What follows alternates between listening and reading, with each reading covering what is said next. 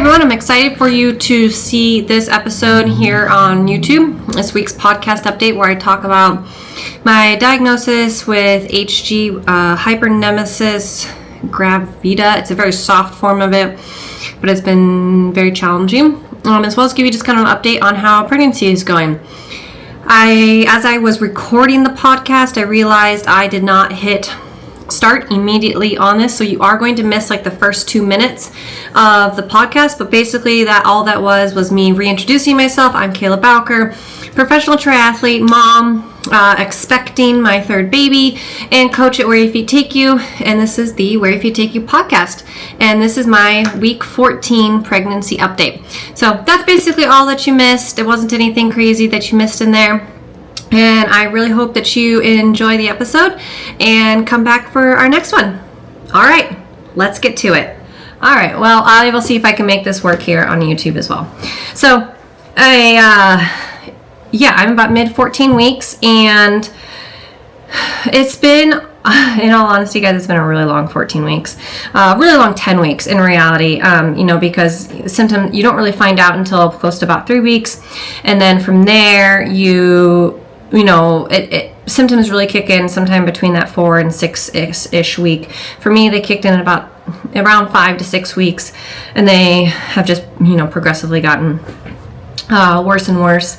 10 weeks was pretty bad, and I had a little bit of an okay week, and then just in the last 2 weeks have been really, really bad. So really tough. Kind of what I'm experiencing is a lot of really extreme nausea and a lack of ability to eat. So basically a complete food aversion. The best way to describe it is I just don't like food. Like, I will sit there and I will stare at it, and my brain will go, don't eat that. You can't eat that. It's going to make you sick. And I physically cannot. It's like everything shuts down. My throat shuts down. My stomach shuts down. Like my mouth, I have to force it into my mouth. And when I do eat it, it doesn't taste good. Like, there's no real taste to it. It tastes very bleh. And which makes it really hard to eat. And so the day, it kind of is how it's working. It's not necessarily a morning sickness. It is kind of an all-day sickness, and it gets worse as the day goes on. So usually mornings from when I wake up to about noon are my best time frames, and then from noon on, I progressively get more exhausted and more sick feeling kind of as the day goes on. So afternoons definitely are a bit of a challenge for me. I did just finally, and so this has resulted in pretty extreme migraines, exhaustion, and extreme lack of energy. Like, there are some days when it's just challenging for me to even just walk around the house. I have a hard time focusing. Trying to work is really challenging. So focusing on the computer or recording a podcast is really, really hard. Actually, about a week ago, I had to cancel three episode recordings because I just could not physically get myself in front of the computer to talk long enough, to think long enough, to be engaging, because I felt so horrible. So I did see my doctor yesterday, my midwife yesterday, and we officially kind of diagnosed me with, and I never say this right, but HG, Hyperemesis, totally gonna butcher it, Hyperemesis Gravidarum. Again, I'm butchering that, but basically most of the time when people have that, you think of all the constant vomiting and everything, but there are other forms of it that are, basically what I'm getting, which is this extreme nausea that is resulting in dehydration and a lack of being able to feed yourself. It almost landed me in the ER over the weekend because I got so dehydrated that I basically wasn't functioning, and I was so exhausted and had such a bad headache that a pretty extreme migraine. So we think we have a plan forward. I started on some medication last night that I'm starting with Unisom, and Unisom is to really help with nausea, and the hope being is that we can mask some of my symptoms so that I can start eating, so that I can start having some energy again, to do the things that I love to do, which one of those is train, and the other one is coach, and the other one is be a mom. And so I took it last night, and let me tell you guys, it's a sleep aid actually too. So one of the things you're supposed to do is you're supposed to combine it with taking B vitamins in the morning. So technically I'm supposed to take this in the morning and at night. I haven't taken it yet in the morning because when I took it last night, oh my gosh, you guys, it knocked me out. Like within 30 minutes of taking this, I was dead to the world. I was just completely asleep, completely dead. Like I slept so hard, and it was so nice and so needed. I did wake up feeling a lot better this morning because I actually got some sleep for kind of the first time in like 10 weeks. But I'm a little nervous to take it during the day because I am someone who's really susceptible to sleep aids. I felt they really knock me out. Like taking Benadryl really knocks me out. So I haven't taken it yet. I may kind of play around with like if I take it at night and I actually get some sleep, does that help? Or do I need to take it in the morning? So again, it's morning time. I have a little better morning, though. As we're sitting here, it's about 10 a.m. I am noticing I'm starting to feel a little bit queasy. So we shall see. I need to be functional during the day, and I don't see how just taking a B vitamin is going to counteract how incredibly like passed out I was from the Unisom. So I'm going to play around with it. If this doesn't work, we do have some other options that we can go. Basically, the goal is just to mask some of my symptoms so that I can start eating again, and so I can actually have some energy to do things like train. Training has been really pretty poor this whole pregnancy, and especially the last couple of weeks after Michigan 70.3. So if you do want a Michigan 70.3 race recap, you can head over to our last episode. I do a little bit more of a race recap in that. I'm not going to go into it here because I don't want to double dip too much in the episodes and bore you guys. So, but basically after Michigan, I have barely done any training. We'll pull up Training Peaks right now, give you guys a little bit of an update on where things are. So last week, if we look at duration, I completed 7.5 hours of training last week. Again, it just was a really, really rough week. So I took Monday completely off. And then, it doesn't look like any of my training from yesterday has uploaded. That's annoying. So yeah, I took, let's see, Monday the 23rd completely off. On Tuesday, all right, where are we? I'm losing track of days here. Sorry, that was the 16th. I took Monday the 16th completely off. On Tuesday, I still felt pretty rough. I didn't have a lot of energy, so I went for a long walk and I swam. Then by Wednesday, I felt good enough to run, so I actually went for a long run. I did 9 miles and just nice and steady and easy. And then I did a really easy swim because I was starting to feel pretty sick in the afternoon. Thursday, I had a really busy day and a bunch of like weird things going on, so I just did a strength session. Friday, I did a 4K swim, and then Saturday, we also had a really busy day with baseball and just life and everything. So I didn't have much energy. I wasn't feeling very good again. So I went for a walk and a really short swim. This is when everything started to really kind of bother me. I was starting to get pretty sick. And Sunday, I did go for a run. But Sunday was a night where I actually was awake. I ended up watching the Women's World Championships, but I was awake from 12:30 a.m. on. I woke up with a screaming migraine and never went back to sleep. And that's kind of when everything kind of hit the fan for the most part. It's like accumulation of 10 weeks, I feel like, of just feeling so sick and worn out and exhausted. And I feel like everything just accumulated into this big pile of I'm done. So really, I mean, that's kind of how I'm feeling. It's been a really long 14 weeks. I'm really tired. I'm trying really hard to stay positive during all this and to keep up with everything and to stay, focused and just remind myself, hey, this is worth it in the end. But let me tell you guys, this has been really hard. I am so exhausted. I'm cranky. I don't have any energy. I feel like I can't give the care that I want to give to my athletes. I'm trying, and I feel like I'm trying my best, and I just feel like I'm failing everything lately. I'm having a hard time training. I'm having a hard time focusing.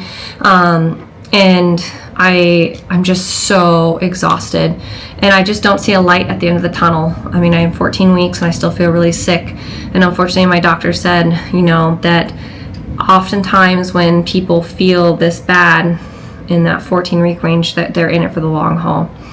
I'm really hoping maybe that's not the case, that maybe this medication will make a difference and that we can kind of move past some of that. But it's definitely very daunting to think that I still have till March before I have this baby, and that I'm barely out of the first trimester, and it's daunting and hard, and I can't do the things that I love to do that take my mind off of it, or that reset me, or that give me peace and actually keep me motivated and keep me dedicated and keep me feeling strong, because I can't train the same way, and to train is just like I have to force it.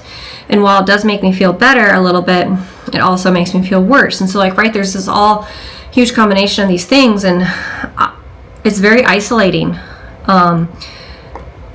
because unless you've experienced it, it's hard to really understand what somebody's going through, and it leaves you feeling very alone and like nobody understands you.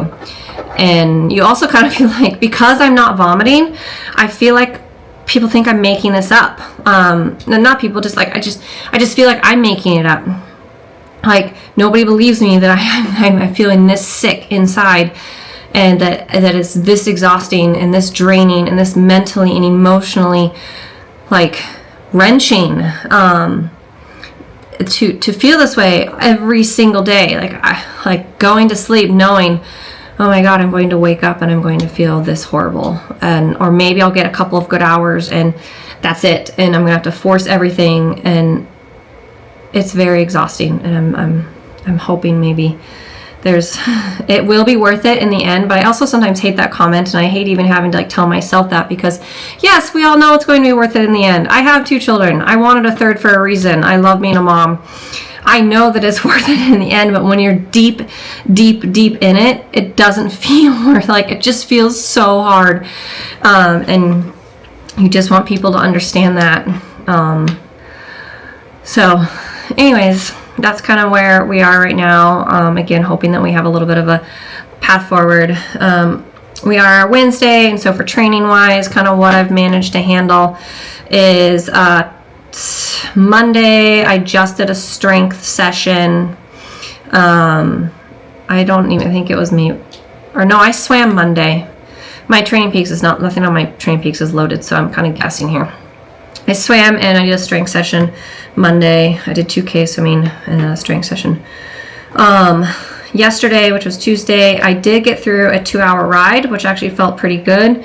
But then I did not have the energy to do my swim. I probably could have forced it, but I was so tired because I also had a doctor's appointment. And so just a really kind of busy day. My doctor is 35 minutes away, so it's an hour 15-ish of driving total, so it takes a lot of time out of your day. An appointment at 11 means I have to leave the house at 10:15, and I didn't get home till almost 12:30, I think, is when I got home. So it just takes a lot more time out of the day, and I did not swim.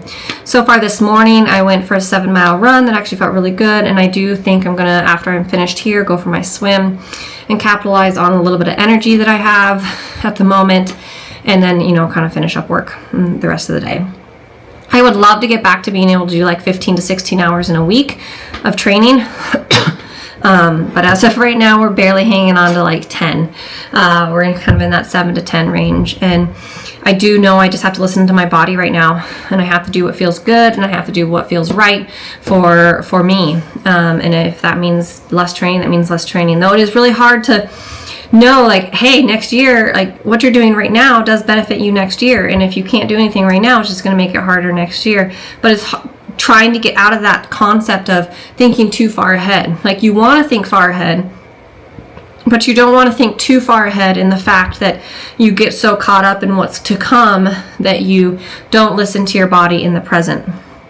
And so really just kind of balancing that right now and what that looks like and how that feels. So it's an interesting space that we're in right now. This has been definitely a more challenging kind of pregnancy.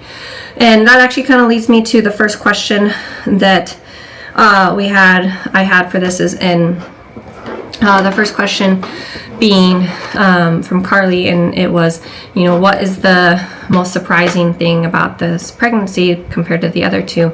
And I think is just how much harder it's been.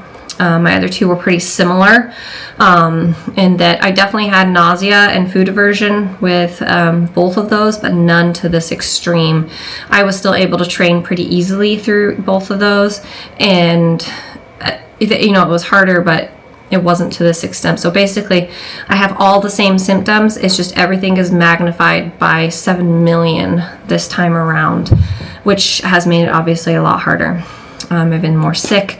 I've been more exhausted. I have less energy. I'm struggling more mentally and emotionally than either one of them. So I think that's kind of the biggest surprise, is just how much harder it is. And there's a lot of factors that could be. One is just a harder pregnancy. Two, I'm a little older. With Skylar, I was 29, 30 when I was pregnant, and this time I'm 35. And this time I have 2 kids and a job, and I'm a professional triathlete, and there's a lot more pressure and things going on, and the boys are busy. Like we have this week so far, we've been, Monday we've had soccer, and then we had a golf tournament, and then we had a baseball game, and then we had soccer, and then we have a baseball game tonight, and then it's just a lot going on, which is awesome, and it's so much fun, and I love it, but it does add to making being pregnant a little bit more challenging. So that's the biggest surprise, my lack of energy. The other one is how slow my weight gain has been compared to the other ones. But I really think it has to do with the HG, having the HG and just not being able to eat, and what that's creating. And where that also creates a little bit of stress. Like, am I not gaining enough weight to help support the baby? Which actually, the baby's, I saw the baby yesterday at the doctor's appointment. She is living life. She is healthy. She is in great shape. She is just sucking the life out of mom and taking all the energy, any energy that I have, she's taking it from me. So, which is how it should be. That's part of, being mom, is you are providing sustenance in life for another human being during this time frame, and it's challenging. So I think that's the biggest piece, is just how much harder it's been from a connection standpoint. Everything is the same. I am somebody who definitely, and I think sometimes I get some hate for this, I don't know, but I don't have a lot of connection to the baby right now. For me, I'm a very black and white person. The second the baby is born, that's a different story, but I'm not somebody who sits there and says that I love my baby yet. I do. I want this baby. I love it, but I don't love it in the way that I know some people will say they instantly feel a connection to this being that they are producing, and that's just not me. And so that's still a big piece of it. And that's okay. I don't feel like you have to have connection with your baby immediately in order to be a good mom. That was a piece that I struggled with when I was pregnant with Skylar, was constantly worrying that I'm not fit out to be a mom because I don't feel this connection to this baby yet. But I have learned very quickly that changes immediately, and that's okay, and you will be an amazing mom. Just it's okay to feel the way you're feeling right now. So right now I just feel like a life source and that's about it. And hey, that is okay. And so mentally and emotionally, from that standpoint, everything's kind of the same. From a struggling to get by standpoint, it's been a lot harder. So I think that's the biggest surprise. Okay, so the other question that I had was around all things how to train with your kids. And I don't love this question, honestly. I get it a lot, but and the reason I don't love it is because I don't know if I have a good answer for you. So, but I think my number one piece is just ask for help, you guys. Like, I put my kids in school. They're in daycare. Why? Because I run a business and I want to be an athlete. And the only way that I can do that is if they are in daycare. It's the only way. And that's my way of asking for help. Or I will ask for help from my parents on the weekends if I need it. Or I communicate, Brandon, like my husband, like, he is dad. He is not a babysitter. He is dad. He is the other person that is a part of this life force. And that means that there are times when I have to say, I need to leave early. You take the kids to school. That's not him babysitting. That's not him whatever. That is him just being dad. And so you can't, as a mom, you have to let go of this notion that you can't ask for help, or that your partner can't do things, because your partner is your partner for a reason.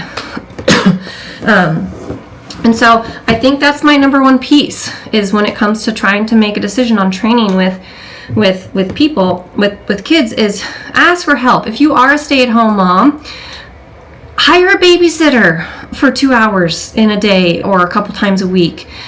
And then maybe that allows you to go to the pool, or that allows you to run, or whatever that allows you to do that gives you the space you need to chase this. Like, that is fine. That is not you cheating. That is not you giving up. That is not you being a bad mom. That is you doing what you need in order to succeed as a mom, as a businesswoman, as a career woman, as whatever it is that you need. So I think that's my only advice to you, is ask for help. Don't be afraid to ask for help and to use it. I am not someone who will ride my bike with my kids sitting next to me. I don't do it well. I don't like it. I would rather hire a babysitter or whatever. And then in that space also, you have to learn to be really time efficient. So, for example, again, I am very time efficient I have a set amount of time in which I can train and work. And training is work for me. As a professional, that is my job. It's what I do. And so that means that, when the kids are in school, I get everything done. I train, I work, I maybe go to the grocery, I do as many things as I can during that time frame, so that when they come home, I am 100% as much as I can be mom, and I don't have to worry about things. There are times that slips a little bit, and that's okay. But I think the number one piece in that space is, again, I want you to know that, like, asking for help is probably the number one piece that you can do as a mom in any capacity, and standing up for yourself in that space, being like, I need this 1 hour run because it keeps me healthy, it keeps me strong, and it makes me mentally and emotionally ready to be mom. That's you needing that. And so you have to learn to stand up for those things. You would stand up for things that your kids need, so stand up for things that you need too. And when you can really grasp that makes a huge difference. The other piece is have grace for yourself and learn to be flexible. Things are going to change. Maybe kids are going to get sick and you can't hire that nanny, or they can't go to daycare, and you have to skip a bike workout, and that is fine too. Knowing that not everything has to be done in that specific order sometimes. Sometimes you have to skip a day, and that is okay. Don't beat yourself up for it. Just move on to the next day and focus there. Because again, not every day is going to be perfect, and not every situation is going to be perfect. And the more that you can kind of have grace for yourself and really focus from a adaptation standpoint, then that will pay off in the long run. It's about consistency over the long run, not necessarily nailing it every single day. So yeah, I think those are my two biggest tips, is, having some grace for yourself and not being afraid to ask for help, and communicating well with your partner. Like, they are a part of the team. So that's, the piece that Brandon and I constantly have to do, is we are constantly trying our best to communicate, like, okay, I have these meetings, this schedule, I won't be home, there are times when Brandon's not home till 5:30, and that's fine. And then maybe that means that morning I get to leave a little bit earlier, so that I can have more time to get things done.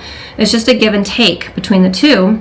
and of your, you and your partner in whatever capacity, and being willing to stand up for what you need as mom.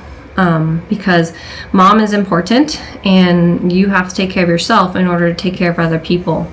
It's very easy to get caught in this space of doing everything for everybody else, specifically your kids, and not doing enough for yourself. So I think that's where you have to really be willing to kind of take control of what it is that you need in this space, and kind of go from there. So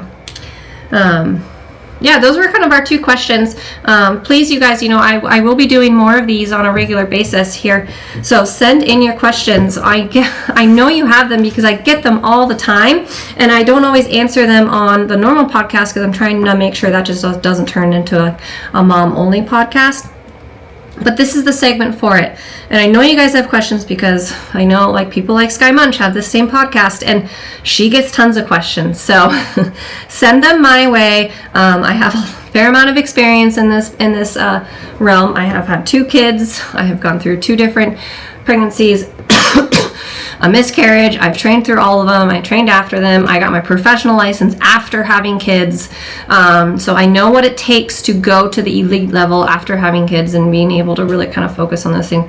I am no expert by any means. I will get things wrong, but I want to share my journey and my story with you and provide clarity so that maybe you feel a little bit more empowered as mom to chase your dreams, whether that be a career, athlete, whatever that looks like in this space as well. So make sure you send your questions. I'll kind of keep a list of them, and I'll do shout outs for them and kind of answer them the best I can on this platform when I do these updates for you guys. So just to kind of provide a little bit more clarity and openness into pregnancy as an athlete, because I do think that while it has improved greatly, there is still a lot of lack of understanding of what it takes to be pregnant, be mom in this space, and I want to change that. That's part of what I want to do. It's part of what I've wanted to do since I had Skylar. I was very open with how things were going with Skylar, and I'm really glad to see that in that 5-year time frame, things have changed a lot. There's been more openness about it, more women choosing to do it, more women to talk about some of these things, talk about the struggles, talk about miscarriages, talk about how sick they're feeling, hyperemesis I don't know why I can't pronounce that, gravida, things like this that really, really affect the mental and emotional and physical health of a woman when they're going through these things, which then in turn can also affect their partner, right? It's a kind of a whole ecosystem. And the more that we talk about it and the more that we share it, the more that it maybe brings light to some of it, as well as can encourage other women to stand up for what they need in this space. So that's the goal of what we're trying to do here. And I hope we can kind of continue that journey through this. So what's next for me? I did decide after Michigan that I was done racing. Michigan was a really hard day. I really struggled. Felt horrible on the run.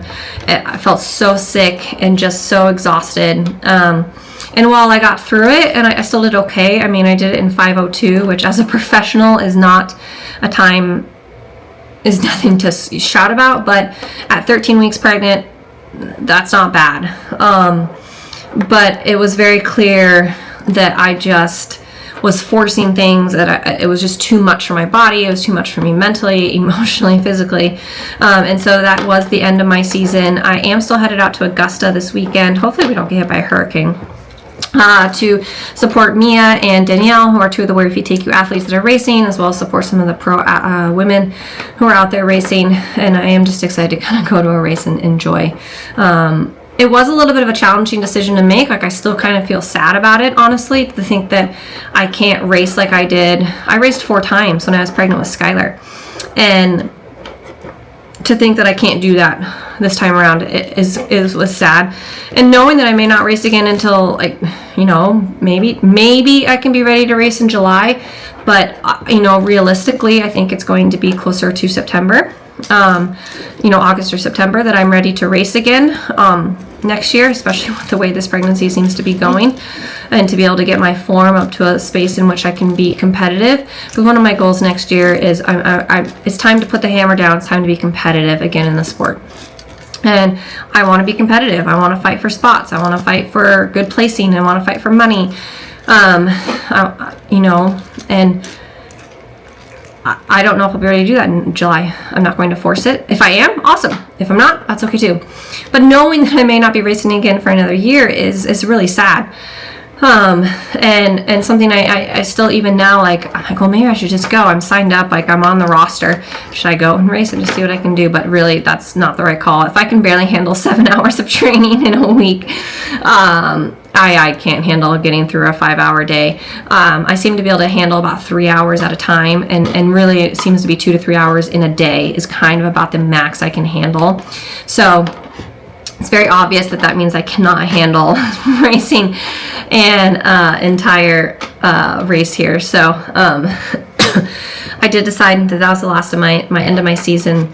I don't know where I'll be starting this season next. I will definitely let you guys know. That will kind of depend on what the pro schedule looks like. They won't announce the full schedule probably till December, January, which is a bit of a bummer. I would love to have something on the schedule, because then it's like that little carrot to dangle in front of you and to say, hey, I'm focusing on this. I just don't have that right now, but my guess is it'll be, you know, maybe it's Michigan again. I loved Michigan. I'd love to head back there and race there again. You know, maybe again, if there's a way for me to be ready in July and Oregon or Boise have a pro field racing out there. For now, kind of what the plan will be is to hopefully get in control of this nausea and my HG symptoms, so that I can start training more and have more energy, and then just to try to stay strong and try to stay fit and try to stay healthy and, you know, get through this pregnancy. As of right now, again, it just feels like I just have to get through it, and then it'll all be okay. And so that's kind of where we're headed next.